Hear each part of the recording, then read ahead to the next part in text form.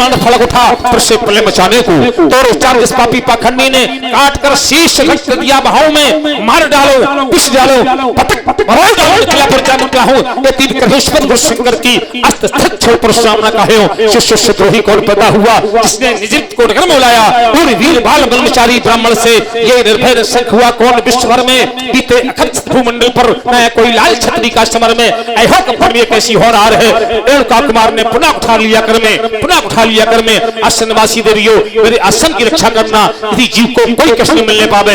एक बार जय घोष करो शंकर भगवान की। हार हार हार। चलो मिथिला, चलो मिथिला, चलो। अरे तेरी सीना चोरी सारी मिला दूंगा, तेरी सिखीसन मिला दूंगा। ओ बकते छटे छिलबुले तू नेत्र शंका खाता है, जानता नहीं प्रभाव मेरा। अरे जानता नहीं प्रताप मेरा। ये बेसी रागनी गाते हो, संभालो ताना बाना। अरे ये तो एक बहाना है, वो हमसे टकराना सहज नहीं। लोहे के चने चबाना है। इसलिए कहता हूँ कि इन बातों को आप भूल जाए। रोचंडी ललकार रही, रोचंडी ललकार रही, कहती है स्वयं भगवती है। धनुभंजन तो हो ही गया, पापा पूरी चुनौती है। मेरे प्रिय लाल, आपके वंश की प्राचीन कथा को मैं कहने जा रहा। दोनों बंधु ध्यान पूर्वक अपने पूर्वजों की प्राचीन कथा का श्रवण करें। आपके वंश में महाराजा दिलीप हुए। जिस प्रकार से आपके कोई पिता के कोई पुत्र नहीं, ठीक उसी प्रकार से महाराज दिलीप के भी कोई पुत्र नहीं। अपने निज के दुख सुख ले करके तुम्हारे पिताजी गुरु भगवान श्री वशिष्ठ जी के चरणों में अपना दुख समर्पित कर दिया। जिस समय गुरु भगवान ने महाराज के दुख को जाना, स्वयं मनन करने लगे कि बिना पुत्र नहीं नर गति पामई, वेद पुराण शास्त्र अस गामई। वेदों और पुराणों का ऐसा मत मनीषी लोग बताते कि जिस मानव के कोई पुत्र नहीं होता वह नर गति को नहीं प्राप्त होता। आशीर्वाद दे दिया कि महाराज एक पुत्र की लालसा से तुम मेरे समीप आए, तुम्हें 4 पुत्रों की प्राप्ति होगी। ये गुरु भगवान का आशीर्वाद। लेकिन आधार संगी ऋषि को बना दिया, यज्ञाचार पद दे दिया, पुत्रेष्ठ यज्ञ संपन्न कराया, फल प्राप्त हुआ। आप जैसे 4 पुत्र महाराज को प्राप्त हुए। ठीक उसी प्रकार से महाराज दिलीप जिस समय पुत्र से पीड़ित विधाता ने उन्हें सब कुछ दिया, लेकिन एक पुत्र नहीं, अपने निज के दुख को लेकर के गुरु भगवान श्री वशिष्ठ जी के चरणों में उपस्थित हुए और दुख भरी कहानी गुरु भगवान के चरणों में समर्पित कर दी। गुरु भगवान ने जिस समय दुख को जाना, जान करके आशीर्वाद दे दिया कि राजन तुम्हें अवश्य फल प्राप्त होगा, क्योंकि गुरु सदन में तुम्हारा आगमन हुआ और शिष्य का कष्ट केवल गुरु ही निवारण कर सकता। जैसे पुत्र के कष्ट का निवारण पिता कर सकता, सेवक के कष्ट का निवारण स्वामी कर सकता। उनके पास नंदनी नाम की गाय, वह गाय महाराज दिलीप को दे दी, आधार गाय को बना दिया और आदेश दिया कि राजेंद्र इस गाय की तुम्हें सेवा करनी है। गाय प्रसन्न होगी, विश्वास तुम्हें फल प्राप्त होगा। महाराज वह गाय नंदनी लेकर के अपने राज्य की ओर गए और महलों के प्रथम द्वार पर महाराजा महारानी ने विधि विधान से गाय का पूजन तिलक किया। गाय वन प्रखंड की ओर चल देती, स्वयं महाराज गाय के पीछे चल देते। स्थिति क्या? स्थिता स्थितम चलिता प्रयातम निषेधुषी मासन बंद धीरा जलाभिलाषी जलमा ददानाम छायो ताम भूपतिर अनुगच्छति। गाय चल देती, स्वयं महाराज पीछे चल देते। गाय स्थित हो जाती, बैठ जाती, स्वयं महाराज बैठ जाते। गाय जलपान करती, महाराज स्वयं जलपान करते। कहने का भाव निरंतर ये क्रम चलता रहा। महाराज और महारानी ने गाय की सेवा छाया की भांति की। गाय प्रसन्न हो गई, आशीर्वाद दे दिया कि राजेन, जिस पुत्र लालसा में तुम हमारी सेवा कर रहे हो, जाओ तुम्हें पुत्र प्राप्त होगा। रघु नाम का पुत्र महाराज दिलीप को प्राप्त हुआ। देखो ना लाल, पूर्वजों की कथा कहते कहते वह शुभ समय आ गया। मां संध्या का आगमन होने वाला। संध्या कहते किसको? दिन और रात के जो मध्य का समय, मिलन को संध्या कहते हैं। दोनों परस्पर आपस में संधि करे, उसी का नाम संध्या। जब दो वर्ण परस्पर आपस में मेल करते हैं उसे संधि कहते हैं।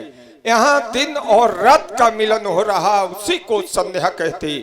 या दूसरे शब्दों में कहते कि अपने इष्ट का आवाहन करना, उसी का नाम संध्या।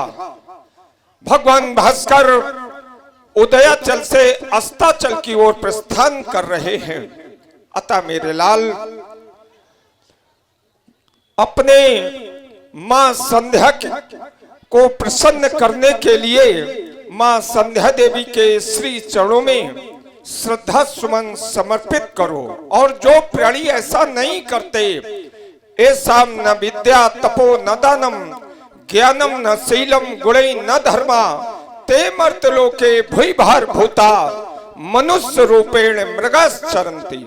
मानव का जीवन तो प्राप्त कर लिया, लेकिन इस धराधाम पर पस्तुल अपना जीवन यापन करते। इसलिए करौता जाकर के संध्या का बंधन मिले शांति मन में, सुफल हो वे जीवन। गाते हैं योगी, सुनाते हैं ज्ञानी, ये सदग्रंथ कहानी। करौता जाकर के संध्या का बंधन मां संध्या देवी के श्री चरणों में श्रद्धा सुमन समर्पित करो, आशीर्वाद ग्रहण करो। ऐसा आदेश।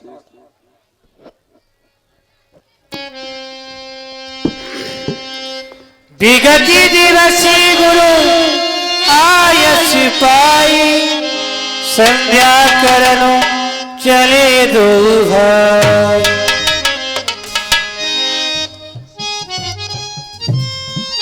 कुमार लक्ष्मण भगवान पूज्य गुरुदेव के द्वारा हमें आदेश दिया गया,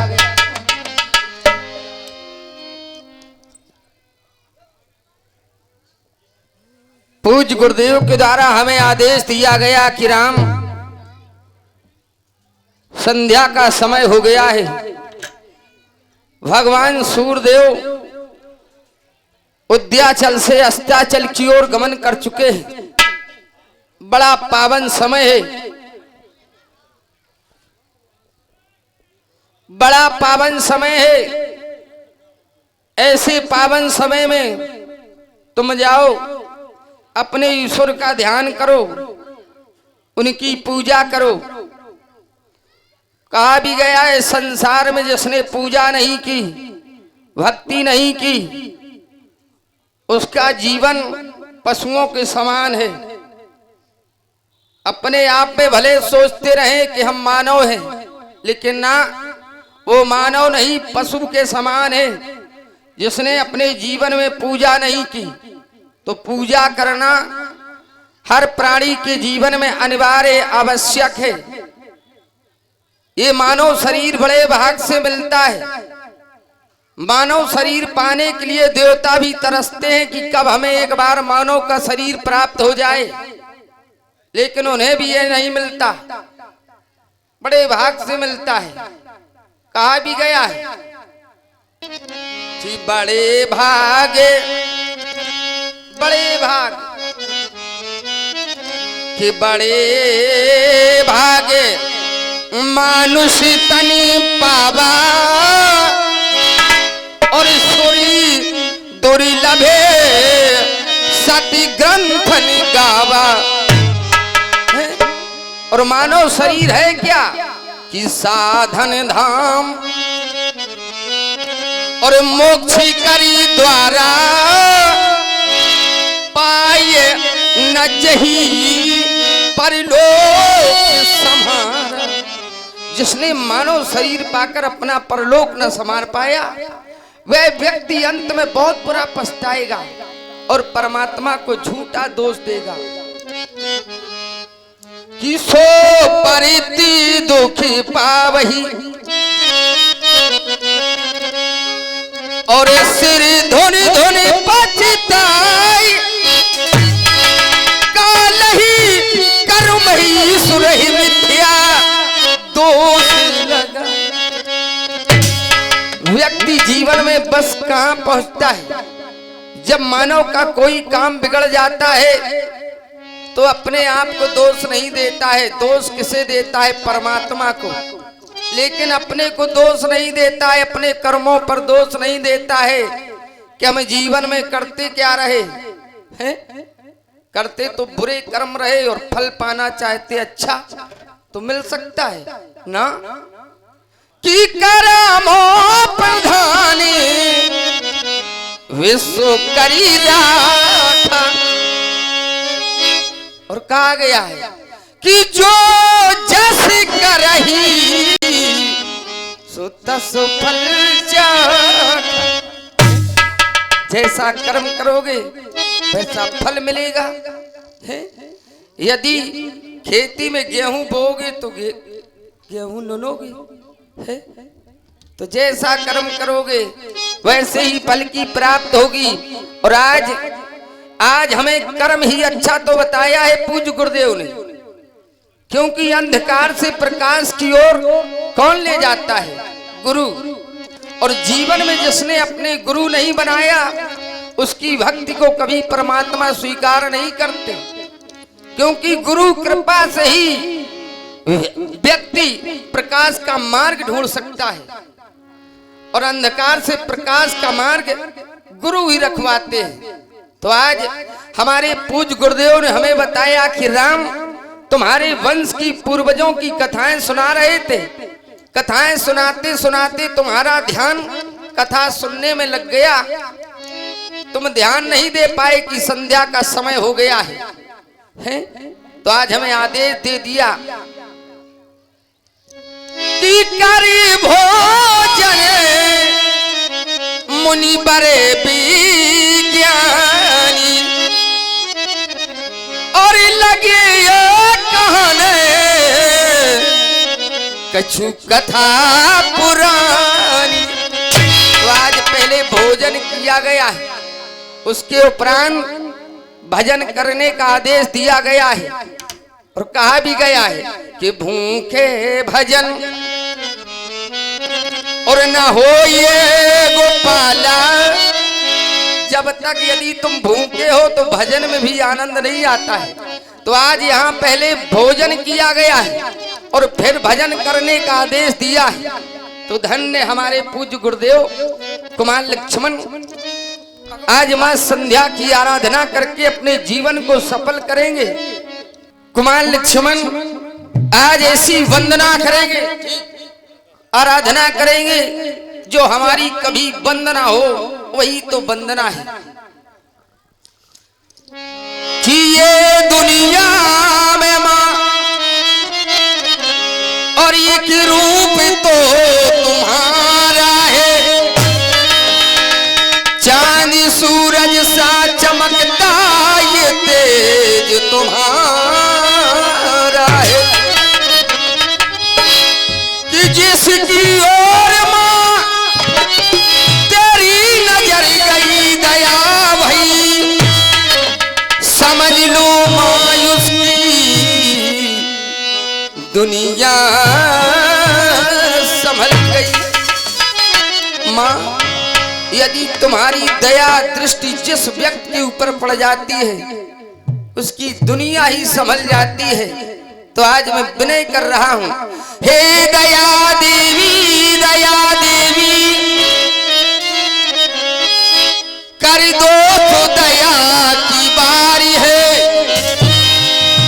अगर दया कर दो मां तो राघव का बेड़ा पार है। आज दया कर दो तो हम दोनों भाइयों का बेड़ा पार हो जाएगा मां। अरे अर्चना हम करे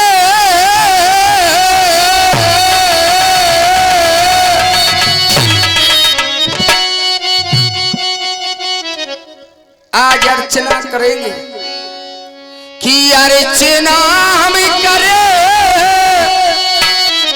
वंदना हम करे,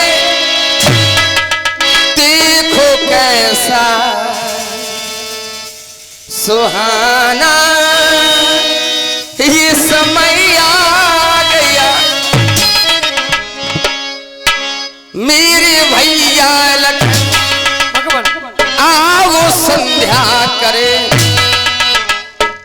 कि मेरे भैया लखन संध्या करे। गुरु से आज्ञा मिली शुभ समय आ गया। मेरे भैया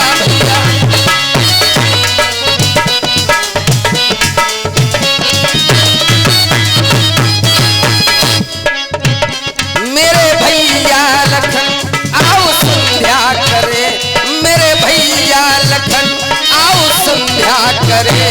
गुरु से आज्ञा मिली शुभ समय आ गया।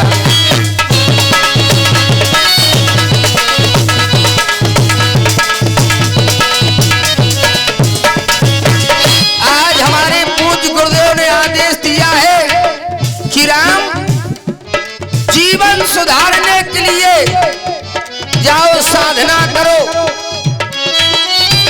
साधना के सुमन को खिलाएंगे हम,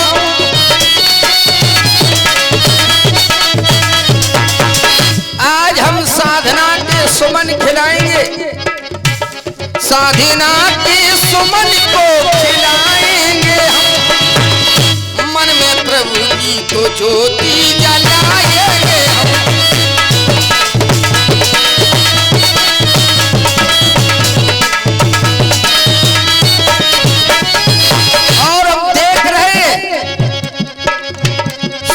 छुपने लगा, आज भगवान भास्कर गमन कर रहे हैं और चंद्रदेव आगमन कर रहे हैं। सूर्य छुपने लगा, चांदनी आ गई लाल। सूर्य छुपने लगा, चांदनी आ गई, देखो कैसा सुहाना समय आ गया।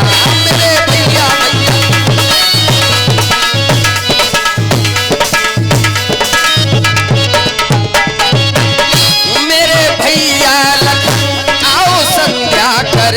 गुरु से आज्ञा मिली शुभ समय आ गया।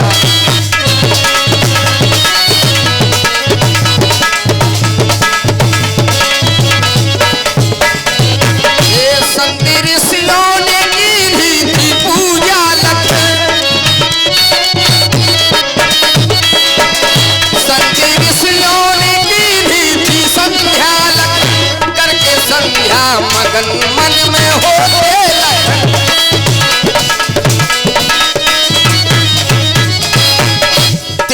बढ़ने लगा, तेज बढ़ने लगा, ज्ञान बढ़ने लगा, देखो कैसा सुहाना समय आ गया। मेरे भैया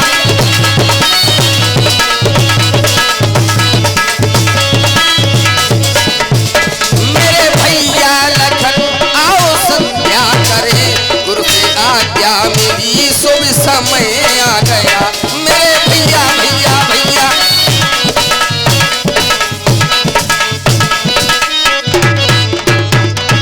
कुमार लक्ष्मण मेरे लाल, तुम भी माँ की वंदना करो, आराधना करो, श्रद्धा के सुमन अर्पित करो भैया। भैया आपके द्वारा आज हमें आदेश प्राप्त हुआ लक्ष्मण मां संध्या की उपासना करो। इसके पूर्व हमारे गुरु भगवान के द्वारा हमें आदेश दिया गया था, विगत दिवस गुरु आयस पाई संध्या करण चले दो भाई। हमें आदेश मिला ये आकाश के देव प्राणी सूर्य की प्रभा को प्रभावित करने वाले दिव्य ज्ञानी की विभूति आदरणीय परम पूज्य परम श्रद्धेय गुरु भगवान के द्वारा समय को देखते हुए हमें ऐसा आदेश प्राप्त हुआ, दोनों बंद जाओ और जाकर के मां संध्या की वंदना करो, पूजन करो, अर्चना करो, आराधना करो, नित्य नियमित अपने कर्म का पालन करो। क्यों ना हमें अपना कर्म करना चाहिए, क्योंकि हमें ऐसा संकेत प्राप्त होता है ब्राह्मण क्षत्रिय वैश्य इन सबका संध्या करना धर्म, जो नर संध्या ना करे वह करता घोर अधर्म। हमारा कर्म है समय के अनुसार हमें अपना प्रत्येक कार्य करना चाहिए। इसके पूर्व पुनः आपने जिस समय मां संध्या की उपासना की, उपासना करते समय मानो आपने भी हमें संकेत दिया लक्ष्मण, गुरु का आदेश हमें मिला, सुंदर समय आ गया, इस समय में हमें मां संध्या की वंदना करनी है। समय को देखते हुए यदि व्यक्ति विचार करता है, व्यक्ति के जीवन में समय तो प्राप्त होता है, लेकिन हम उस समय का सदुपयोग नहीं कर पाते हैं, दुरुपयोग कर देते हैं। और जब वह समय निकल जाता है, समय निकल जाने के उपरांत पुनः विचार करते हैं, शायद यह समय हमें पहले मिल गया होता तो हम अपना ये कार्य कर लेते। हमें अपने प्रत्येक समय के अनुसार उस समय का सदुपयोग करना चाहिए, दुरुपयोग नहीं करना चाहिए। हमें आज समय प्राप्त हुआ है, मां संध्या की उपासना करनी है। आखिर यह संध्या है क्या? संध्या है क्या और संध्या करने से लाभ क्या होता है? तो कहा गया संध्या नाम संधि का, संध्या नाम संधि का, संधि नाम मेल का, संधि नाम योग का, संधि नाम जोड़ का। जिस समय ये सारा समाज आपस की ईर्ष्या प्रायु को छोड़ करके आपस में संधि कर ले, आपस में मेल कर ले, आपस में जोड़ कर ले, हम उस समय को भी संध्या कह सकते हैं। आखिर संध्या करने से होता क्या है, हमें लाभ क्या होता है? तो महापुरुषों के द्वारा हमें ऐसा संकेत प्राप्त होता है, संध्यम पापस्ते एनुस्तम संसिता विद्युत संध्यम पापस्ते यान्ति ब्रह्मलोकम सनातनम। जो व्यक्ति मां संध्या की उपासना किया करते हैं, मां संध्या का ध्यान किया करते हैं, वह व्यक्ति मृत्यु को प्राप्त करने के बाद ब्रह्मलोक को प्राप्त कर लेते हैं। और जो व्यक्ति मां संध्या की उपासना नहीं किया करते, मां संध्या का ध्यान नहीं किया करते, मां संध्या का ज्ञान नहीं दिया करते, वह व्यक्ति मृत्यु को प्राप्त करने के बाद कुत्ते इत्यादि योनि को प्राप्त किया करते हैं। संध्या एन विज्ञाता, संध्या एनानुपास्ता, जीव मानो भवे सूत्रो स्वयं जायते। और व्यक्ति मृत्यु को प्राप्त करने के बाद कुत्ते इत्यादि योनि को प्राप्त किया करते हैं। इसलिए हम सभी को संध्या करना अनिवार्य है। हे देवी तेरा आगमन कल्याणदा सबके लिए है संधि का सुंदर समय मुक्तिदा सबके लिए है। आते ही तेरे लगाए इन योगियों ने धन है, आराधना करते तिहारी ब्रह्मदर्शी ज्ञान है। तेरे समय में हो भजन, तेरा ही सुंदर भक्ति एकाग्र करके ध्याते हैं नागसुर नर मुनियति। या दिव्या महादिव्या शिवाया सरस्वती नमः प्रकटाय भद्राय जगदम्बाय नमो नमः, जगदम्बाय नमो नमः। हे मां, आपके चरणों में यह श्री दशरथ पुत्र सुमित लक्ष्मण मनसा वाचा कर्मणा मन वाणी और कर्म तीनों विधियों के अनुसार आपको प्रणाम करता है, प्रणाम करता है, प्रणाम करता है। एक बार भक्त मिल करके जय घोष करेंगे, संध्या मैया की, संध्या मैया की, संध्या मैया की। कुमार लक्ष्मण भैया जिस समय में संध्या कर रहा था, अचानक हमारी दृष्टि प्राची दिश की ओर गई तो हम कुछ नजारा देख रहे। देखो लाल लक्ष्मण, शायद तुम्हें भी दिखाई दे।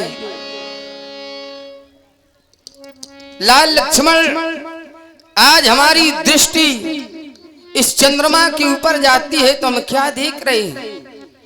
आज इसे देखकर हमें ऐसा लगता है, ऐसा आभास होता है कि सीता का मुख है। अरे जानकी मुख नहीं चंद्र महामती मन, ये मंद बुद्धि वाला चंद्रमा है और आज अपनी सुंदरता से हमें भ्रमित कर दिया है। आज ये बराबरी कर रहा है किससे? सीता से।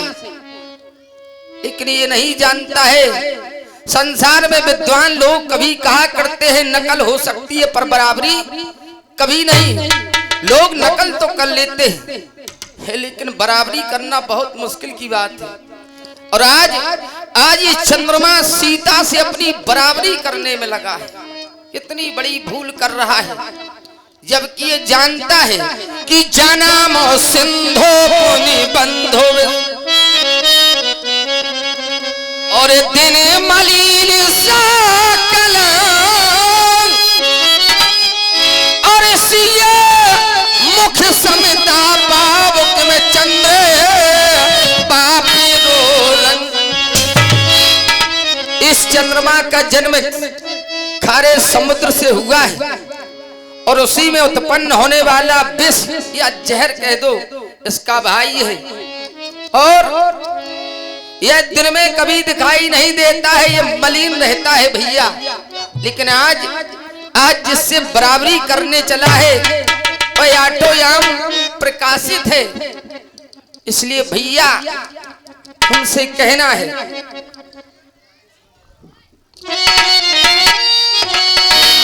अरे सीता को चंद्र और मुखी कहना और उपमा का पूरी अनादर है और नभ के मयंक में और हे कलंक हर ये निष्कलंक की धरती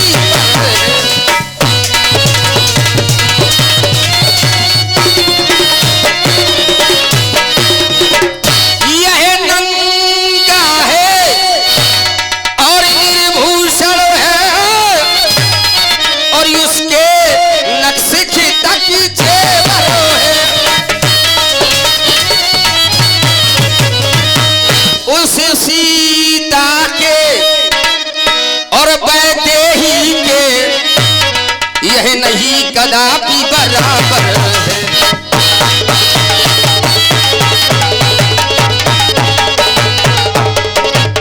क्योंकि भैया घटाई बढ़ाई गृहन दुखदाई ग्रसाओ राहु निज संध्या पाई को शोक पद पंकज द्रोही अवगुण बहुत चंद्रमा तोई। इसमें एक अवगुण नहीं है, ना जाने कितने अवगुण हैं। इसलिए हम चाहते से समझा लें, क्योंकि इसे अपने नाम से जोड़ा है। शायद हमारी बात मान जाए और जो ये कर रहा है ये करना बंद कर दे तो अच्छा रहेगा। कि चंदा अरे मानो मेरी बात, ये चंद्रमा मेरी बात मान जाओ बहुत अच्छा रहेगा। कि चंदा अरे मानो मेरी बात और समता सीता से ना कहियो।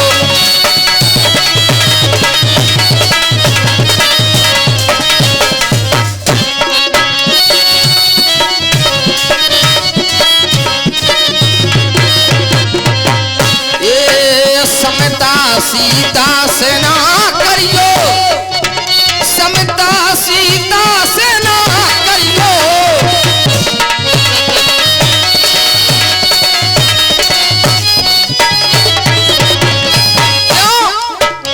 कि तुझ में अवगुण भरी हजार, कि तुझ में अवगुण भरी हजार, समता सीता से ना करियो।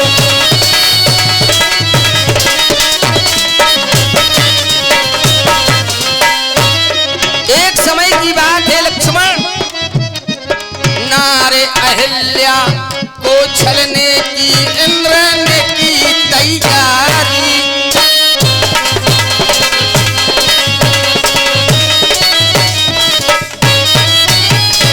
देवताओं के राजा इंद्र, एक समय ऐसा विचार आया मन में, देवताओं से पूछने लगे बताओ संसार में सबसे सुंदर नारी कौन है।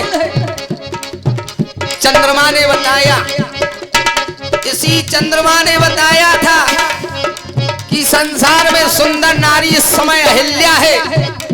तो गौतम ऋषि की नारी अहिल्या को छलने के लिए इंद्र ने कहा, हे चंद्रमा तुम मेरी सहायता करो क्योंकि हमें छल करना है। तो क्या हुआ, हे नारे अहिल्या को छलने की इंद्र ने की तैयारी।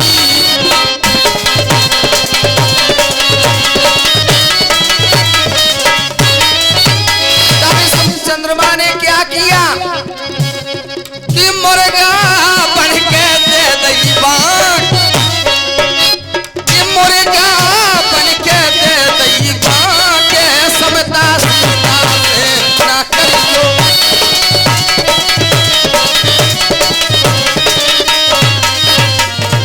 इसलिए चंद्रमा मेरी बात मान ले चंदा, मेरी बात मान ले चंदा, क्यों डूबा तू अभिमानों में। कैसी हालत हो गई तेरी देखो खींचा पानी में, कैसी हालत।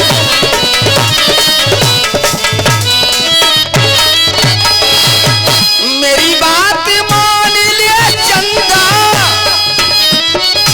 मेरी बात मान ले चंदा, क्यों डूबा तू अभिमानों में। कैसी हालत हो गई तेरी देखो खींचा पानी में।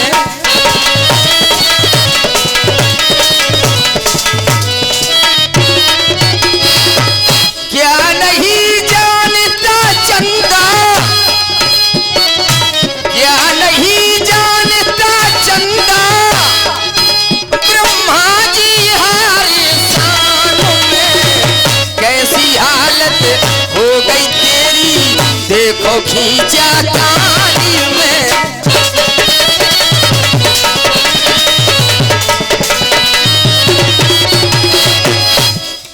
कुमार लक्ष्मण जय हो प्रभु। नाथ मैं कुछ जानना चाहता हूँ, कहो लाल। यदि आपका आदेश प्राप्त हो तो। भगवान है ना, कहो मैं भी आपको प्रथम बार देख रहा हूँ, आप भी पक्षपात करते हैं। आप भी पक्षपात करते हैं। जिस समय आपने चंद्रमा को देखा तो चंद्रमा को देखने के उपरांत आपने इसके अवगुण ही अवगुण कह डाले। क्या चंद्रमा में कोई गुण भी नहीं है, मत अवगुण है। आपने बताया लक्ष्मण यह चंद्रमा बहुत अवगुणी है, लेकिन मैंने यहां तक सुना है व्यक्ति के पास कितने भी अवगुण हो लेकिन कोई ना कोई गुण तो होता ही है। आपने आज यदि इसके अवगुण बताए तो आपको एक या दो गुण भी बताने चाहिए। आपने इसके अवगुणों का वर्णन किया लेकिन गुणों के बारे में आपने बताया ही नहीं। फिर भी यदि आपने इसके अवगुण बताए हैं और यहां तक मैंने सुना है जो व्यक्ति अवगुणी होता है, कपटी होता है, छली होता है, उसको तो आपसे दूर रहना चाहिए, उसे आपसे दूर रहना चाहिए। यदि वह अवगुणी है, कपटी है, छलिया है, पापी है, दुष्ट है, फिर भी आप उसे अपने नाम के पीछे जो रखे। लोग आपको कहते हैं श्री रामचंद्र, तो आपको मात्र श्री राम कहना चाहिए। संसार के प्राणी चंद्र क्यों कहते हैं? और यदि वह आपके नाम के पीछे आपने इससे जो रखा है तो फिर तो इसे अवगुणी नहीं होना चाहिए, दुष्ट नहीं होना चाहिए, कपटी नहीं होना चाहिए। पुनः विचार किया, इससे मैं देखता हूं भगवान भोलेनाथ के मस्तक पर भी विराजमान है, और यदि अवगुणी है, कपटी है, छलिया है, तो भोलेनाथ तो त्रिभुवन के गुरु भी है। ऐसा कहा गया त्रिभुवन गुरु तुए वेद बखाना, और जो त्रिलोकों का गुरु है उसने भी इसे अपने मस्तक पर ढाल कर रखा है, और आप कहते हैं अवगुणी है। पुनः विचार किया, संध्या होने के उपरांत मंडल में देखते हैं जिसमें चंद्र देव का आगमन होता है तो संसार के सब प्राणी कहते हैं देखो देखो चंदा मामा का उदय हो चुका। संसार के लोग इससे रिश्तेदारी भी मानते हैं, इसे अपना मामा भी कहते हैं, और आप कहते हैं यह अवगुणी है। पुनः विचार किया, इस संसार में जो जगत माता है, जगत माता का यह भाई है, तो क्या जगत माता का ये भाई क्या अवगुणी हो सकता है? प्रथम लक्ष्मी का भ्राता नव शोभा शीतल दाता है, कितने विधान से जन्म हुआ फिर भी जग लगता पाता है, योगियों की रक्षा करता है, रजनीपत ही कहता है। और हमें ऐसा लगता है इसे कलंकमय कहने में कहीं हमें पाप है नाथ। ये बात हमारी को ठीक ठीक समझ में नहीं आ रही, फिर भी यदि आपने जैसा भी कहा, आप जैसा कहते हैं, जैसा करते हैं, आप कह सकते हैं क्योंकि आप सामर्थ्यवान हैं। आपके द्वारा जैसा आदेश प्राप्त होगा हम उस आदेश का पालन भी अवश्य करेंगे। कुमार लक्ष्मण भगवान देखो भैया, विगति दिशा रघुनायक जागे, बंदी बिलों की कहानी ऐसे लागे। देखो देखो कुमार लक्ष्मण, आरियो याहू यारोड़ी कियो याहू यारोड़ी, अभी लोग का होता था पंकज को की लोग सुखी दाता।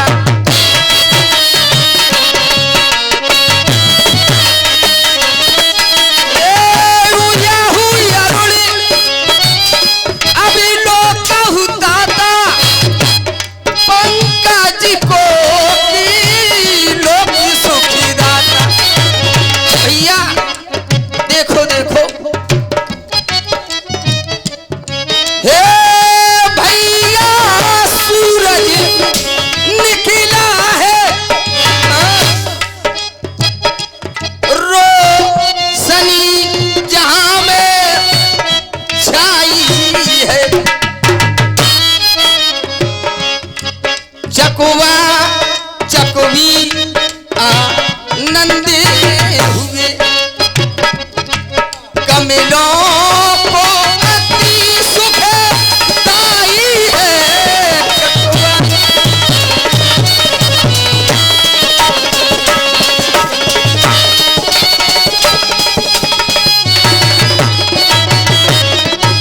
भैया सूरज निकला है, देखो चकवा चकवी कितने आनंद हो रहे हैं, कमल खिल गए हैं भैया।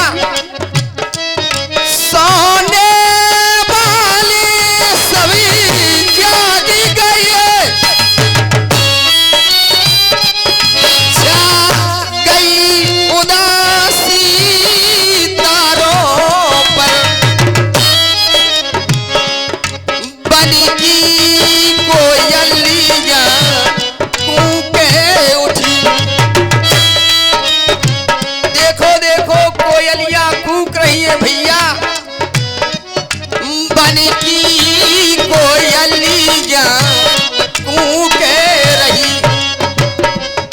कोयलियां चहकी डालों पर, बन की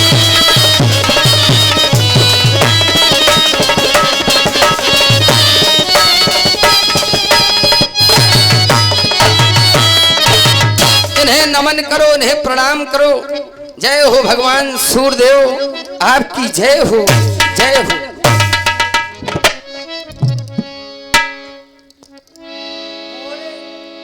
बोले लखन जोई जुगी पान। प्रभु प्रभाव सूचक मर्तमान।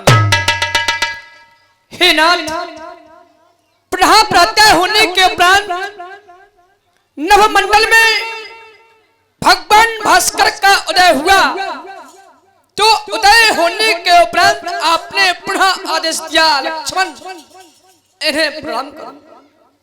जिसमें पूज्य गुरु भगवान के द्वारा आदेश मिलने के उपरांत हम दोनों बंधु मां संध्या की उपासना कर रहे थे, उस समय आपने नवमंडल की ओर देखा, श्री चंद्रदेव का उदय हुआ, तो आपने मां सीता व चंद्रमा में आपने समता की, और आप समता कर सकते थे।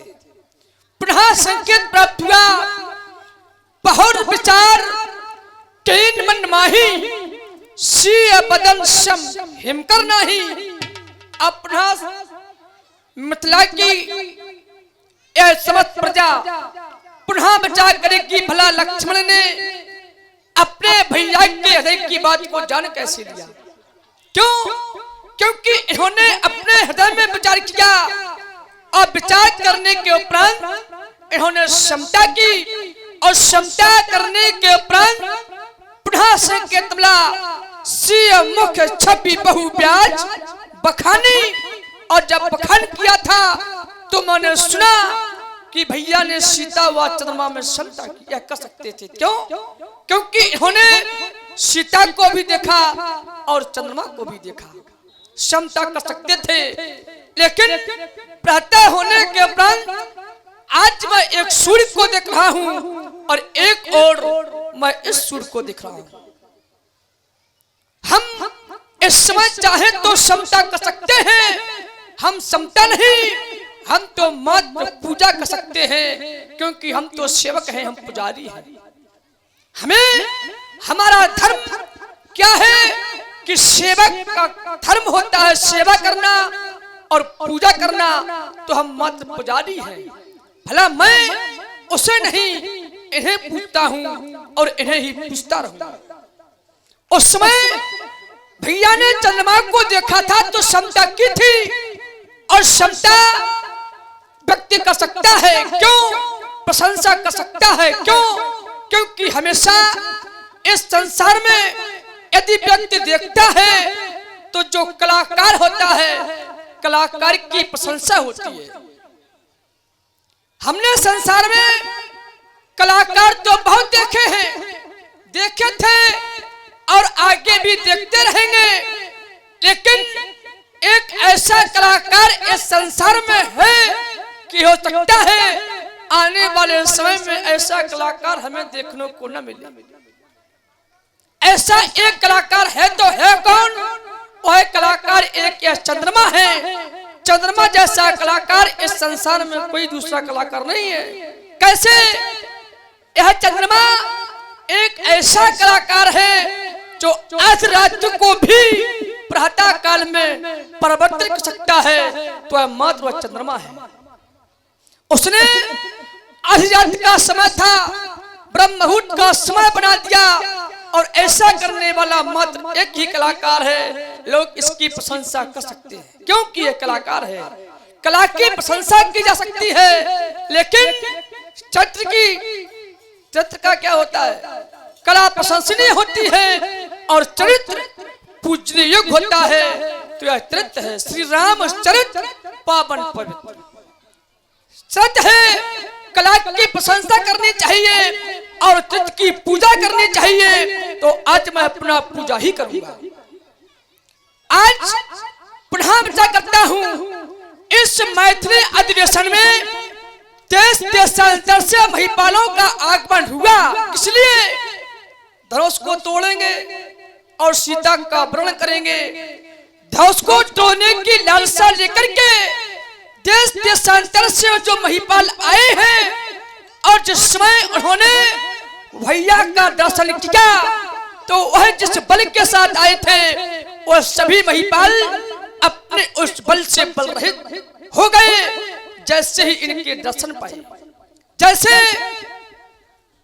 तारागणों के मध्य यदि भगवान भास्कर का उदय हो जाता है तो वह तारागण मलिन हो जाते हैं, ज्योति मलिन हो जाती है। उसी प्रकार इनके दर्शन पा करके आज यहाँ के समस्त महिपाल अपने बल से बल रहित हो चुके। अरुणोदय सकुचे कुमुदो उद्गण ज्योति मलिन, जिम तुम्हार आगमन सुन भय नपत सब बलहीन। रब सब नखत करहे उजियारी, तारी न सके चाप तम्हारी। कमल को मधुकर खगना, हर से सकल निशा अवसाना। ऐसे ही प्रभु सब भगत तुम्हारे हुई है टूटे धनुष सुखारे। वयौ भान बिन श्रीमतम नसा, दुरे नखत जब तेज प्रकाशा। तब भटबल महिमा उद्घाटी, प्रगति धनु विघटन परिपाटी। देखें जनक जी का दरबार, राजा धीराजा महाराजा मिथिलापति महाराज जनक की जय हो, जय हो, जय हो।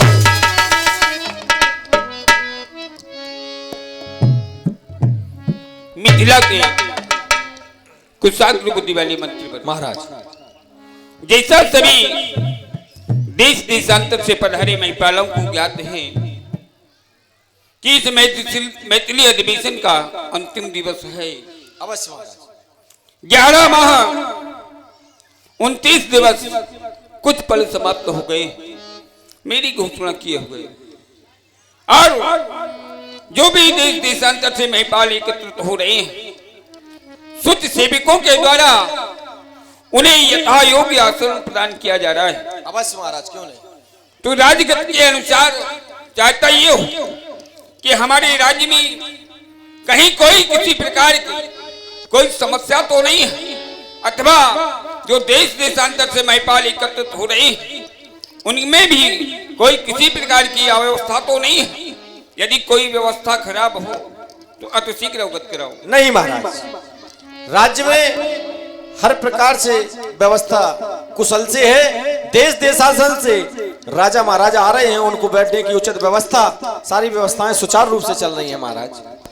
तो चाहता हूं कहे महाराज, नित्य प्रतिदिन की भांति अपने इस आराध्य देव के अधिगम का आराधन अर्चन बंदन करना चाहता हूं, क्योंकि हमें संकेत प्राप्त हो रहा है अपने भोलेनाथ के इस अधिगम का जो वेद का प्रारूढ़ है।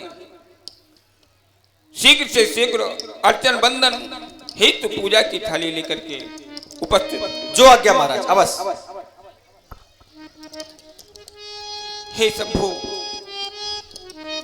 आदरणीय आगंतुक अभ्यागतो, आपका आगमन अंशमाली की आभा का आभास देता है, अतः अब आपके सामने अजगौ की आराधना की जाएगी, आप आनंद का अनुभव प्राप्त करेंगे। हे भोलेनाथ, जो प्रण मैंने किया है उसे मिथ्या नहीं होने देना नाथ। मेरे वचन यदि मिथ्या हो गए तो मैं उपहास का पात्र बन जाऊंगा प्रभु। दीन दयाल, मेरी बेटी, मेरी भार्या आपसे आस लगाई बैठी है, मैं भी आपसे आस लगाई बैठा हूं कि कब मेरे वचन पूर्ण हो और कब मेरी पुत्री का पानी गिरा संस्कार संभव। हे नाथ, मेरे वचनों की लाज रखना प्रभु, मेरे वचनों की लाज रखना।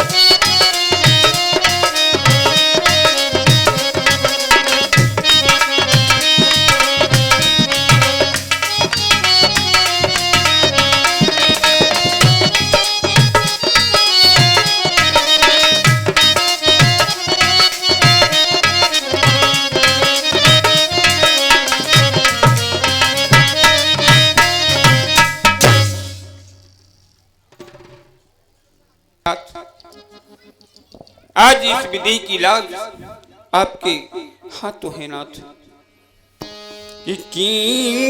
अति पूजा कर आरती उतारी नाथ कि जान पड़त आज दिवस अंतिम तुम्हारा।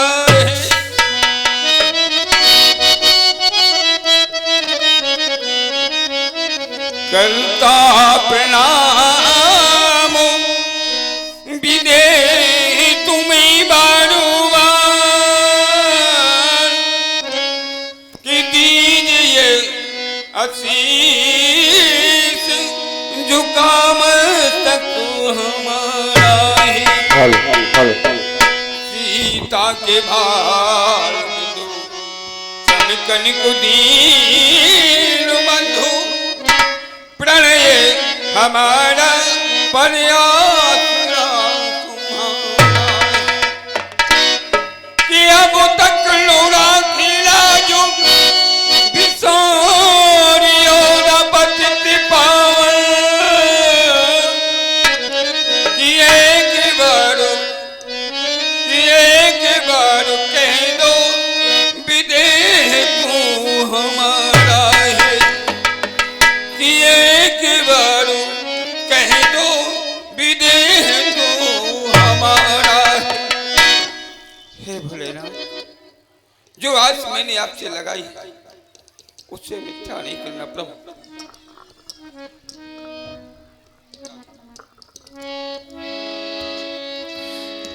सदानंद तब जनकी बुलाए।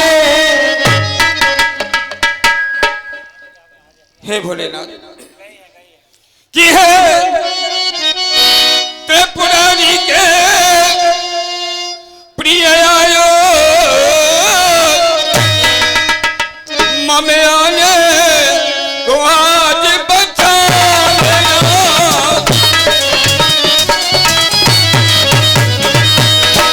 जिस हेतु बताया शंकर ने उस प्रण को पूर्ण बना दे।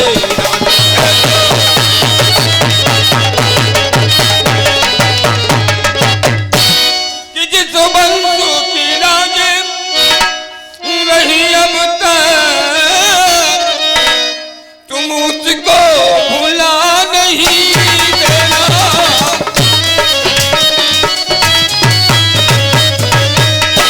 सीता के योगी होई जो बल जयमाली उसे पहना दे।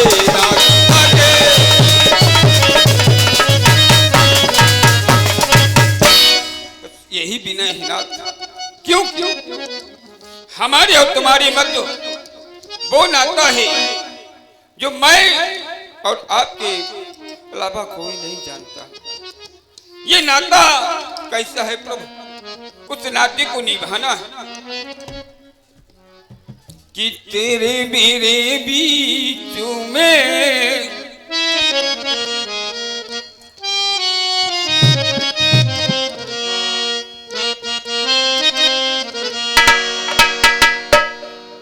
मेरे तेरे बीच में, मेरे तेरे बीच में कैसा है नाता बदपुराना,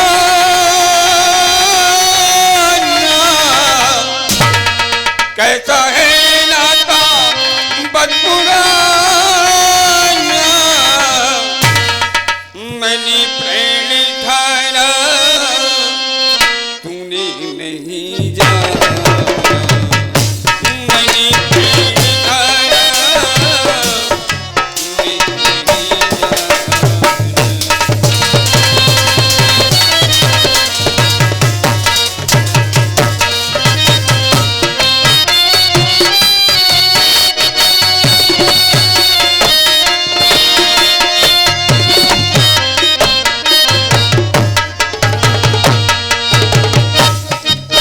सीता के बालों में लो आज गऊ सजा दो, सिया की सूनी माँ आज गऊ सजा दो।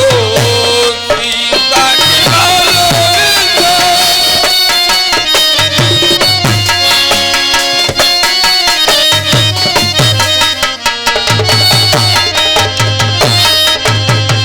सीता के बालों में लो आज गम सजा दो,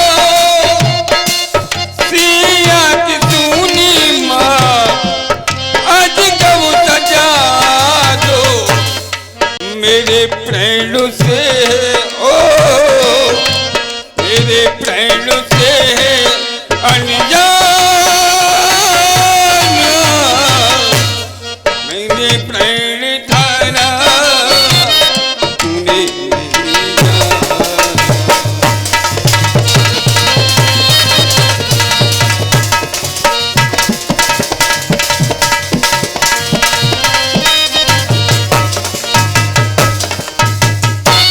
मेरे तेरे बीच में,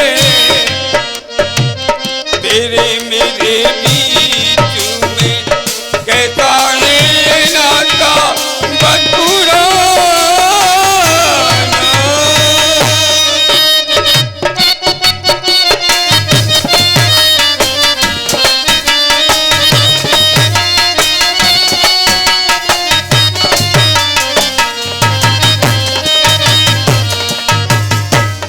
हे भोलेनाथ, मेरी बचनों की लाज रखना नाथ, क्योंकि मैं उपहास का पात्र बन गया तो आप भी उपहास के पात्र बन जाएंगे प्रभु। और मेरी बेटी जो आस लगाई है वो आस निराशा में परिवर्तित ना हो प्रभु, बस यही निवेदन करना चाह रहा हूँ। सूच सेवक शीघ्र जाकर के हमारे गुरुदेव को सम्मान से लेकर के उपस्थित करो। सतारंदित जन की बुलाए, श्री सतानंद जी के चित्रों में विधि मनसा वाचा कर्मणा सभी प्रकार से प्रणाम स्वीकार हो, सभी प्रकार से प्रणाम स्वीकार। कहीं प्रभु दीनदयाल राजन आयुष्मान भवा कल्याण भवा, कहो मुझे बुलाने का कारण क्या है?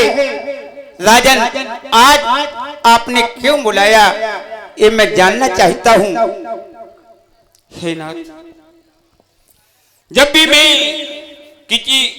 किसी भी संकट में हुआ करता हूँ आपको याद करता हूँ, क्योंकि आपके द्वारा ही हमारा सारे कार्य संपूर्ण हो जाता है। फिर नाथ, मैथिली अधिवेशन चल रहा है, देश देशांतर से महिपाल एकत्रित हो रहे हैं। आज तक जो भी महाराजे यहाँ पर उपस्थित हुए उन्हें मैंने किसी को आमंत्रित नहीं किया, किसी को नहीं बुलाया, लेकिन एक निवेदन करने जा रहा हूं आज आपसे। श्री महामुनि विश्वामित्र अपनी 88,000 ऋषि मंडली सहित प्रिय सेविकों के साथ अमराई में विश्राम कर रहे हैं। तुम्हें वहां उन्हें लाने के लिए जाना है। कैसे नाथ, निवेदन करना मेरी ओर से।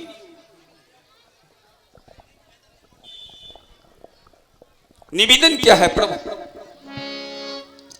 कि प्रथम जाकर मेरी ओर से प्रथम जाकर हमारी ओर से ये बंदी ना कहीं ना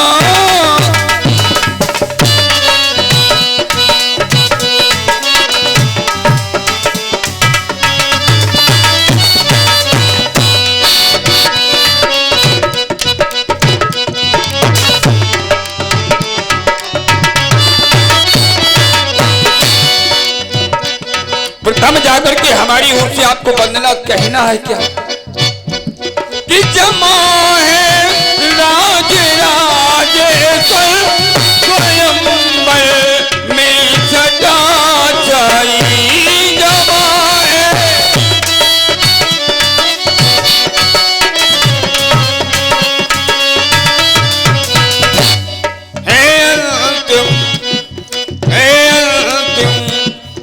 स्वयं का बेदू पर धनु धराया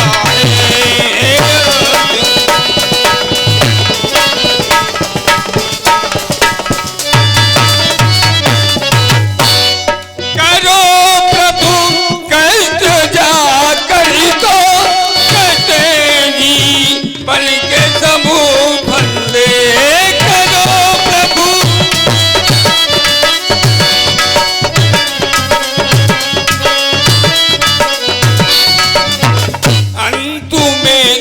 चरणी कमलों में मेरी स्वीकारी हो बंदे अंत में।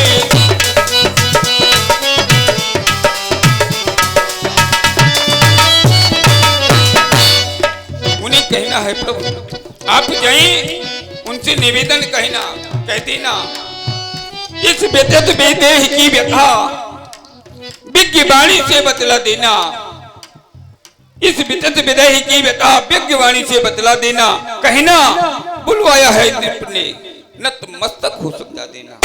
ये निवेदन मैं तुमसे करना चाहता हूं प्रभु। राजन कहो ना, आपके कितने उच्च विचार हैं, कितनी बढ़िया सोच है। आपने कहा कि इमराई में गुरु समेत दोनों कुमार ठहरे हुए हैं, राम और लक्ष्मण, उन्हें सतानंद तुम्हें जाना है तो क्यों नहीं जाऊंगा। ये तो वैसे हमारी स्वयं इच्छा थी, लेकिन राजन स्वयं आपने कह दिया, बहुत अच्छी बात, मैं जा रहा हूँ, आपकी आज्ञा का पालन करूंगा, उन्हें इज्जत सम्मान से और मिथिला के लिए आमंत्रित करूंगा कि मिथिला में वो आए और इस महोत्सव में शामिल हो जाए। मैं जा रहा हूँ महाराज। जय हो। गुरुराज के चरण कमलों में इस सतानंद का प्रणाम स्वीकार है नाथ, स्वीकार करो नाथ। हमेशा प्रसन्न हो श्री सतानंद जी, आपका शुभ आगमन मेरे समीप जानना चाह रहा हूं। आपने कहा कि सतानंद तुम्हारा आगमन किस कारण हुआ है, तो पहले तो सर्वप्रथम जिस राजा जनक ने हमारे विधिराज महाराज ने भेजा है उनका पहले प्रणाम स्वीकार करें। उनकी ओर से उन्होंने कहा था जाकर के पहले गुरु को मेरा प्रणाम कहना, इसके बाद अपनी बात रखना। तो हे नाथ निवेदन करता हूँ गुरु का हमारे द्वारा महाराजा का प्रणाम स्वीकार करें नाथ, स्वीकार करें। हमेशा राजा जनक प्रसन्न रहे। कहा गया है राजन के द्वारा कि इमराही में गुरुजी ठहरे हैं, तो मैंने कहा मैं जा रहा हूं, सिया स्वयंवर हो रहा है मिथिला में, और वहां देश देशांतर के राजा एकत्रित हो रहे हैं। राजन के द्वारा कहा गया कि सतानंद जाओ, एक निमंत्रण के रूप में, बल्कि निमंत्रण नहीं, तुम्हें स्वयं उन्हें इज्जत सहित लेकर के गुरुदेव को इस मिथिला में आना है, ये मेरे लिए आदेश है। पहले तो निमंत्रण के रूप में मैं आया हूँ, और इतना नहीं तक कि मैं तुम्हें कुमारों सहित लेने आया हूँ। श्री सतानंद जी, आपने राजा जी की विनय मेरे चरणों में प्रस्तुत की। मिथिला में महामंगल चल रहा, सीता स्वयंवर चल रहा, अति उत्तम विचार। आपका निमंत्रण मुझे स्वीकार। धर्मात्मा राम तथा लक्ष्मण।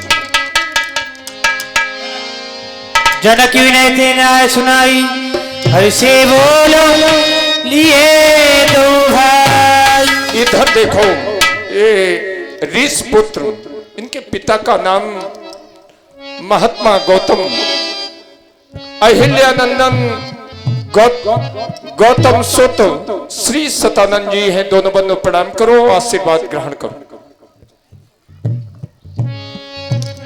कुमार लक्ष्मण भैया, हमारे पूज्य गुरुदेव के द्वारा हमें अवगत कराया गया, सत धन आनंद सदा आनंद की अनुभूति देने वाले महर्षि सतानंद का पदार्पण हुआ है। इनके चरणों में वंदना करके अपने जीवन का उद्धार करो। क्यों नहीं? क्योंकि आज ये संत के दर्शन हो रहे हैं। कहा भी गया है कि बिने हारी कृपा मिले है नहीं संता। आज ईश्वर की कृपा है, जभी तो संत के दर्शन हो रहे, और ऐसे महान दर्शन कि दर्शन के साथ साथ प्रदर्शन भी। वाह पूज्य देवता, आज आपके दर्शन करके राम का जीवन कृतार्थ हो गया, धन हो गया। क्योंकि कहा भी गया है, ज्ञानियों ने कहा है, यदि जीवन का उद्धार करना है तो संतों का संग बहुत जरूरी है जीवन में। कि प्रथमो भगति, भक्ति 9 प्रकार की बताई गई है, लेकिन प्रथम भक्ति, ये प्रथम भगति संतन कर संगा, और दूसरी रति मम कथा प्रसंगा। पहली भक्ति जीवन में होती है संतों का संग कर लो, और दूसरी भक्ति होती है कथा प्रसंग, अच्छे अच्छे धार्मिक आयोजनों को देखना, ये भी एक भक्ति होती है। आज तुम्हारे द्वारा ये भक्ति की जा रही है, जो आज तुम परमात्मा से जुड़े हो, तो धन्य है। आज संतों की कृपा से संत के दर्शन कि पुण्य पुण्य बिन हरि पुण्य पुंज बिन, और मिला है न संता पुण्य पुंज बिन।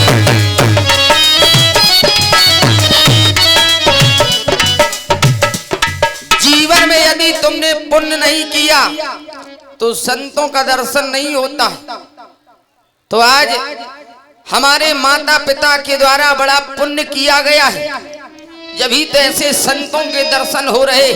क्योंकि बाढ़े पुत्र पिता के धर्मा, यदि पिता जीवन में अच्छे कर्म धर्म करता है तो उसका पुत्र का भविष्य उज्जवल बनता है, अच्छा बनता है। तो हर पिता को अपने जीवन में चाहिए धर्म पर चले, अच्छे कर्म करे जीवन में। तो आज इनके चरणों की वंदना करके हम अपने जीवन का उद्धार करेंगे। लेकिन विचार करता हूँ, आज मैं अयोध्या में नहीं हूँ, पूज्य गुरुदेव के साथ में हूँ। इस समय ना तो हमारे पास रोरी है न चंदन है, लेकिन आज मन वाचा मनसा वाचा कर्मणा से इनको नमन करेंगे। और इन्हें नमन करने से हमें 4 चीजों की प्राप्ति होगी। आयुर्विद्या यशो बलम। यदि अपने से महान व्यक्ति कभी किसी को मिल जाए और उसको नमन कर लो तो 4 चीजों की प्राप्ति वो दे या न दे, खुद ही प्राप्त हो जाती है। तो आज हमें 4 चीजों की प्राप्ति होगी इनके द्वारा कि गुरुवर के चरणों में और मुनिवर के चरणों में मेरा पति बंधन है और बंधन है मेरा यही अभिनंदन है।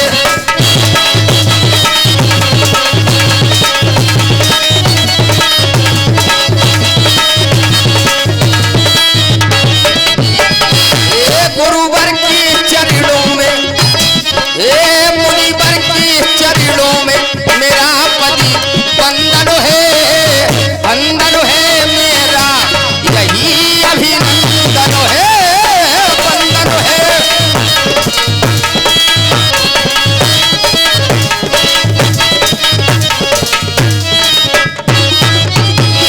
गुरुवर मेरे मिल गए मन के सुमन खिल गए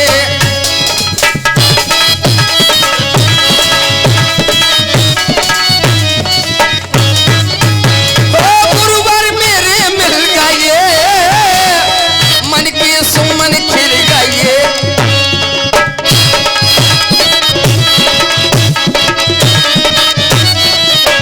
और ये हाथ ना रोरी और हाथ ना रोरी और हमारी चंदन है मुनिवर के चरणों में तेरा पति बंधन है। गुरुवर के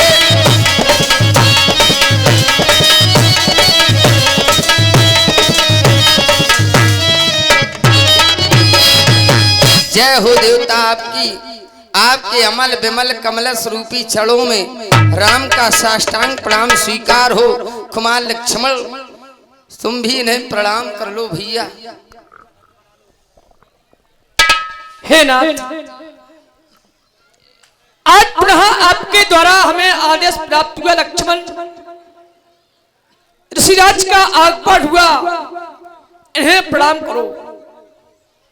हमें बड़े भाग्य से इन जैसे संतों का सत्संग प्राप्त हो रहा है।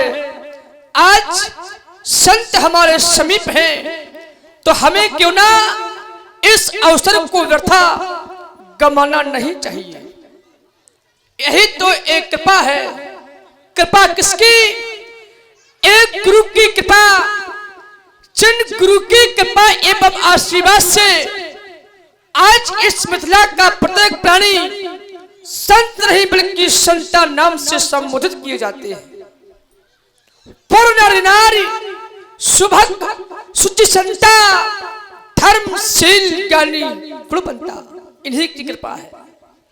एक गुरु की कृपा अपने शिष्यों पर इस भांति हो जाए तो ऐसे शिष्यों का तो जीवन ही धन्य हो जाता है। आज हमारा भी जीवन कृतार्थ हो गया, धन्य हो गया इनके दर्शन पा करके। आखिर जानना चाहिए ये है कौन, जिन्होंने अपने इस हृदय रूपी खेत में ज्ञान रूपी वृक्षारोपण करके श्रद्धा रूपी जल सींच कर सत्संग रूपी उर्वरक डालकर आनंद रूपी फसल काट लेने वाले अहिल्यानंदन गौतम पुत्र श्री सतरंग जी हैं। आज इनके दर्शन पाने के उपरांत मैंने भी विचार किया क्यों ना हमें भी इन्हें प्रणाम करना चाहिए। क्यों? क्योंकि इनका दर्शन बड़े सौभाग्य से हमें प्राप्त होता है। आज मानो इस धरा पर जन्म लेने के उपरांत हमारा भाग्य उदय हो गया। भाग्य भूतल पर उदय हम रघुवंशियों का आज है शीश पर सुंदर सुशोभित दुजबर का सुंदर ताज है। हे शोभ दर्शन काल तीनों के हे दाता तुम्ही हो। सुख स्वस्थ के इस लोक के दाता तुम्ही। करवट खड़े हम चंद दोनों अवध जिनका धाम है। हे योग योग के धर्म रक्षक आप हेतु प्रणाम है, आप हेतु प्रणाम है। दोनों राजकुमार प्रसन्न रहो, सदा खुश रहो, ये मेरा आशीर्वाद है। ऋषिराज श्री सतानंद जी, आप मिथिला की ओर प्रस्थान करें। अति शीघ्र दोनों कुमार मुनमुन समेत मैं मिथिला रंगशाला की ओर आ रहा, अन्य कार देखें। ठीक, गुरुदेव को प्रणाम करता हूँ, कल्याण शीघ्रता हो। करना। कुमारों, श्री सतानंद जी के द्वारा अवगत कराया गया, मिथिला में सीता स्वयंवर चल रहा। सी स्वयंवर देखी जाई, ईस काधों दे बढ़ाई। उस सीता स्वयंवर में तुम दोनों कुमारों को 88,000 मुन मंडली समेत आमंत्रित किया गया। अतः चल करके देखा जाए, विधाता उस सीता स्वयंवर में किसको बड़ाई का पात्र बनाता है। लखन ने कहा जसी भाजन सोई, नाथ कृपा तब जा पर हुई। सहारा वितरणों का जिन्हें प्राण से प्यारा, वही है इस गीत का भागी। अटल अनुभव हमारा। हे नाथ, आज आपके द्वारा हमें आदेश दिया जा रहा, हमें जाकर के मैथिली अधिवेशन में यह देखना है वह विधाता किसे पढ़ाई का पात्र बनाता है। हे नाथ, यहां तक मैं जानता हूं, जब भी किसी व्यक्ति को इसकी प्राप्ति होनी हो, विजय श्री की प्राप्ति होनी हो, पढ़ाई का पात्र यदि किसी को बनना है तो उसके लिए एक संकेत प्राप्त होता है। इस संसार में यदि एक शत्रु किसी सामने वाले शत्रु पर विजय प्राप्त करना चाहता है और वह विजय प्राप्त न कर पाए, क्यों? क्योंकि उसके पास एक कवच है, और जिस व्यक्ति के पास कवच होता है वह ऐसा जानता है कि इस संसार में कोई भी शत्रु इस कवच को भेद करके हमसे विजय प्राप्त नहीं कर पाएगा, वह उसकी भूल होती है। यदि सामने वाले शत्रु के पास किसी भी प्रकार का कोई भी कवच हो, उस कवच को भेद करके यदि कोई विजय प्राप्त कर सकता है तो एक व्यक्ति है जो उस पर विजय प्राप्त कर सकता है। आखिर है कौन? कौन कहा गया? कवच अभेद विप्र गुरु पूजा, यही सब विजय उपाय न दूजा। इस संसार में जिस व्यक्ति ने अपने माता पिता एवं गुरु की सेवा की होगी, उस पर गुरु का आशीर्वाद होगा। वह व्यक्ति किसी भी प्रकार के कवच को भेद करके उस पर विजय प्राप्त कर सकता है। हे नाथ, चाहते हैं यदि आपका हमें ऐसा आदेश प्राप्त हुआ है तो मेरा यह विचार कहां तक दम टिकेगा नाथ? मैथिली के उस स्वयंवर में जहां रविचंद्र की किरणें उदित में उजाला है, चाहता हूं आगे चल करके यस गीत को हम पढ़ाएंगे। अटल विश्वास है मेरा, पढ़ाई श्री राम पाएंगे, पढ़ाई श्री राम पाएंगे। तो चलो मेरे साथ चल करके सीता स्वयंवर देखा जाए। बोले बोले बेटे समिति की बात,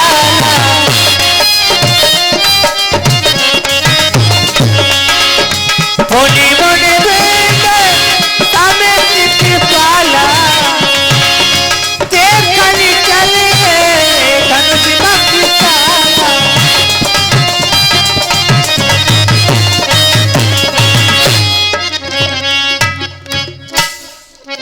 हर्षे जनक देख दोई भाई,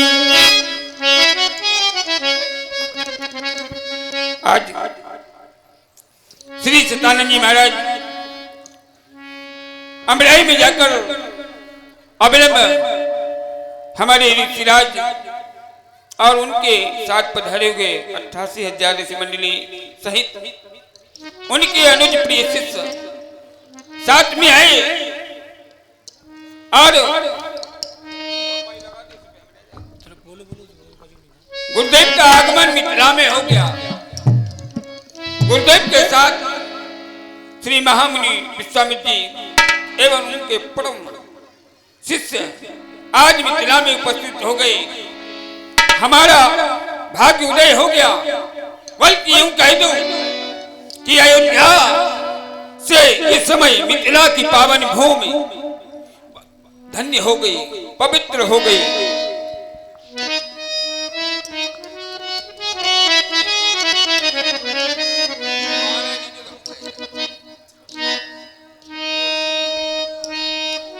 और जब इनके पग पड़े तो अत्यहर्षित हो गया ये विदेह, बल्कि देह से विदेह हो गया ना। चाहता ही हो प्रभु, आपने तो कई यज्ञों का अवलोकन किया है, लेकिन जो आपके साथ कुमार पधारे इन्होंने यज्ञों को नहीं देखा। देखा है तो किस वो आप जानते हैं। इसलिए चाहता हूं, निवेदन करना चाहता हूं आपसे, अपने दोनों कुमारों को आदेश प्रदान करें। मिथिला में जो रंगशाला है उसको निरखें और रंगशाला में जो न्यूनता हो उसे हमें अवगत कराइए नाथ। यही निवेदन करना चाहता हूं प्रभु। और मोनी पर कमल गए कवि अभिनंदन।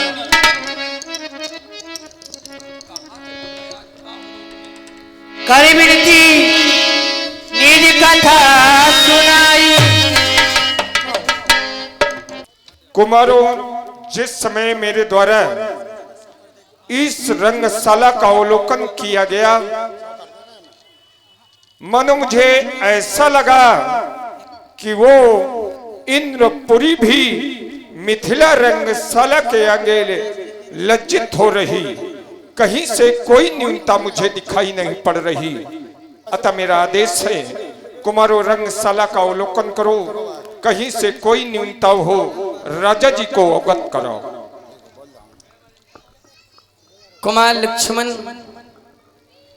भैया, आज पूज्य गुरुदेव के द्वारा हमसे कहा जा रहा है कि राम, ये महाराज जनक की रंगशाला है, इसे देखकर राम ये बताओ कोई कमी तो नहीं है? भैया भगवान, कमी की कोई बात ही नहीं हो सकती है, क्योंकि हमने ऐसा सुना है यहाँ पर गार्गी जैसी महिला ने ज्ञान का अर्चन किया है। ये ज्ञानियों की नगरी है। तुमने कहा भी था कि पोरे नरे नारे, कि पोरे नारे नारे सौभाग्य स्वची संता धर्म शीले ज्ञानी गुणवंता। तो ये ज्ञानियों की नगरी है, ये ज्ञानियों का गांव है। और यहाँ नर ही नहीं ज्ञानी, यहाँ की नारियां भी ज्ञानी हैं। और जब जहाँ पर ज्ञानी लोग हों वहां पर भला कोई कमी हो सकती है? क्योंकि व्यक्ति की शोभा वाणी होती है। व्यक्ति की शोभा ना तो आभूषण होता है ना कपड़ा होते हैं। व्यक्ति की शोभा होती है वाणी, और जिनकी वाणी अच्छी है भला वहां कोई कमी हो सकती है? और ऐसे घर, ऐसे गांव और ऐसे नगर के लिए कहा गया है कि आवत दीने बेटिका और जावत दीना रोई, और तुलसी ऐसे घरों में भूखे रहेंगे सोई। यदि किसी गांव या किसी के घर जाओ, यदि कोई व्यक्ति कह दे आओ बैठो, तो बस बहुत बड़ा सम्मान हो जाता है।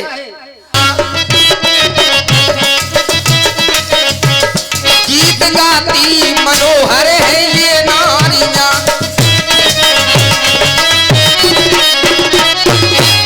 गीत सुन सुन के भैया मन होता रमन, गीत सुन सुन के भैया मन होता रमन, सच्ची प्यारा लगी आज मिथिला नगर भैया।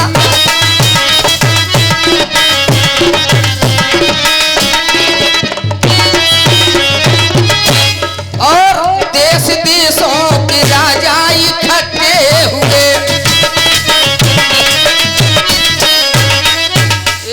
कोई हंसते हुए कोई रोते हुए,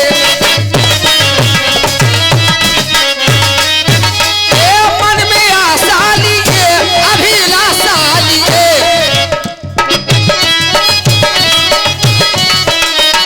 मन में आशा लिए अभिलाषा लिए, भैया लक्ष्मण प्रबल देखो मिथिला नगर।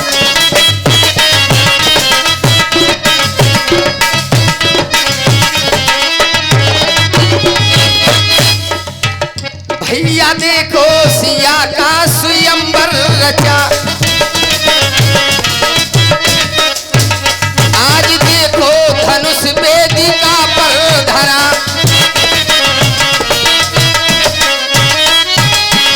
जिसमें होगी अरे हिम्मत ले जावे सिया, जिसमें होगी अरे हिम्मत ले जावे सिया, भैया लक्ष्मण प्रबल देखो मिथिला।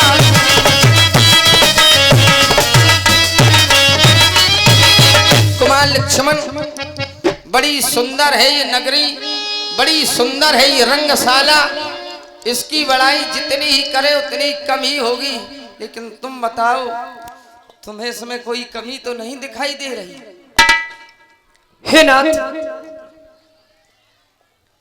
प्रतातुल श्री पृथ्वीराज के द्वारा हमें ऐसा आदेश प्राप्त हुआ था, कर बिनती निज कथा सुनाई, रंग अवनि सब मुने दिखाई। जिस समय रंग अवनि को दिखाया गया, किसे दिखाया गया? मुनियों को। हमारे साथ 88,000 ऋषि मंडली सहित हमारे पूज्य गुरु भगवान का भी आगमन हुआ है। उन्होंने देखा और देखने के उपरांत उन्होंने कह दिया, भल रचना, रचना बहुत ही सुंदर है। लेकिन जब हम दोनों बंधुओं को आदेश मिला तो मानो आज हमें ऐसा प्रतीत होता है जैसे पुनः मुनिराज के द्वारा हमारी परीक्षा ली जा रही हो, या पितातुल श्री पृथ्वीराज के द्वारा हमारी परीक्षा ली जा रही है। क्यों? क्योंकि हम ऐसे मुनिराज के साथ आए हैं जो परीक्षा लेने में बहुत ही निपुण है। इनसे अच्छी परीक्षा इस संसार में कोई लेने वाला नहीं है। इन्हीं के द्वारा हमारे पूर्वज श्री महाराज हरिश्चंद्र की परीक्षा ली गई थी, इन्हीं के द्वारा ली गई थी परीक्षा। हम इनके साथ कुछ दिनों के लिए आए हैं, कहीं ऐसा तो नहीं पुनः इनके द्वारा ही परीक्षा ली जा रही हो। कौन सी? कि आज हमें इस मैत्री अधिवेशन में लाए और लाने के उपरांत वह जानना चाहते हैं कि आज देखें हम दोनों बंधुओं ने पाठशाला में कुछ सीखा या नहीं सीखा है। हम भी इन्हें बताएंगे। हे पितातुल श्री सियाध्वज, हम एक ऐसे गुरु के शिष्य हैं, हम एक ऐसे पिता के पुत्र हैं जिन पिताश्री के द्वारा हमें अभी तक ऐसी शिक्षा प्राप्त नहीं हुई कि हम किसी के यहाँ जाएं और उसी के यहाँ जाकर के वहां कमियां निकालने लगे। हमने कभी अपने जीवन में ऐसा सीखा ही नहीं। क्यों नहीं सीखा? क्योंकि हमारे माता पिता एवं गुरु के द्वारा हमें ऐसा सिखाया ही नहीं गया। क्यों? क्योंकि ऐसा कहा गया, अतिथि देवो भव, अतिथि देवताओं के समान हुआ करते हैं। और आज हम अतिथि बनकर के आए हैं तो हम अतिथियों का ऐसा कर्तव्य नहीं, हमारा ऐसा कार्य नहीं कि हम किसी के यहाँ अतिथि बनकर जाएं और जाकर के कमियां निकालना प्रारंभ कर दें। प्रायः लोग देखते हैं और सुनते भी होंगे, कई व्यक्ति ऐसे होते हैं कि कहीं किसी के यहाँ बुलावा आए और वहां जाते हैं और वहां जाने के उपरांत वहां कमियां निकालते हैं, पहुंचते हैं और देखा, पुनः विचार करते हैं भाई यहाँ एक ऐसी कमी रह गई, यदि ऐसा हो जाता तो और ही अच्छा होता। कमी निकालते हैं। हम उनसे ऐसा कहना चाहते हैं, कभी भी किसी के यहाँ जाओ, वहां पर जाकर के वहां कमियां मत निकालो। क्यों? क्योंकि यदि हम किसी कमी को पूरा नहीं कर सकते तो हमें ऐसा अधिकार भी नहीं कि हम किसी के यहाँ जाएं और कमियां निकालना प्रारंभ कर दें। एक उदाहरण दे रहा हूं। एक बार एक व्यक्ति ने विचार किया कि आखिर देखे इस संसार में कितने ज्ञानी हैं। वह गया और जाकर के एक दीवार पर एक चित्र बनाया, और चित्र बनाने के उपरांत उसके नीचे लिख दिया, व्यक्ति जो भी आए और इस चित्र को देखे, इस चित्र में यदि कोई कमी हो तो उस कमी के स्थल पर एक निशान लगाए और चला जाए। देखा, व्यक्ति आए और देखते गए, निशान लगाते गए, यही प्रारंभ चलता रहा। संध्या का समय हुआ, वह व्यक्ति आया, उसने देखा और नीचे जो लिखा था उसको पढ़ा, और देखने के उपरांत तो व्यक्ति स्वयं विचार करने लगा कि हमें यह मालूम नहीं, यह चित्र तो हम ही ने बनाया था, आखिर ये चित्र बना काहे का चित्र था। पहचान नहीं पाया कि आखिर यह चित्र बना काहे का था। क्यों? क्योंकि उस चित्र पर इतने निशान लग चुके थे कि पहचानना बड़ा मुश्किल था, पहचान नहीं सका। उसने पुनः विचार किया, देखते हैं जिस स्थान पर उसने लिखा था कि इसमें जो कमी हो उसे निशान लगाए और चला जाए, उसने वहां उस स्थान को मिटाया और पुनः लिख दिया, जो भी व्यक्ति आए उस चित्र को देखे और इस चित्र में यदि कोई कमी हो तो उस कमी को पूरा करे और आगे चला जाए। पुनः व्यक्ति आए, देखा और उस स्थान को पढ़ा जिस स्थान पर यह लिखा था कि इसमें जो कमी हो उस कमी को पूरा करे और चला जाए। क्रम चलता रहा, व्यक्ति आते गए, देखा, पढ़ा और चले गए। किसी में इतना साहस नहीं हुआ कि उस कमी को पूरा कर सके। मात्र व्यक्ति उस कमी को देखता है, बता तो सकता है, लेकिन उस कमी को कोई पूरा करने वाला नहीं है। यदि हम उस कमी को पूरा नहीं कर सकते तो हम उस कमी को निकाल भी नहीं सकते। हमें ऐसा अधिकार किसी के यहाँ जाकर के हमें प्राप्त नहीं है। हमें उस कमी को देखें तो उसे कमी को पूरा करने का प्रयास करना चाहिए, न कि हमें किसी और को बताना चाहिए कि इस चीज में इस बात की कमी रह गई। बस यही कहना चाहते हैं। पुनः जिस समय विचार किया, लोग ऐसा भी कहते हैं, माता पिता प्रभु गुरु की वाणी बिन ही विचार करिए सब जानी। हमें आदेश मिला, हमें उस आदेश का भी पालन करना पड़ेगा। हमें आदेश मिला, लक्ष्मण आखिर अपने इस बुद्धि का प्रयोग करो और देखो इस मिथिला में क्या कमी है। जब मैंने विचार किया, देखा तो इस मिथिला में कमी है।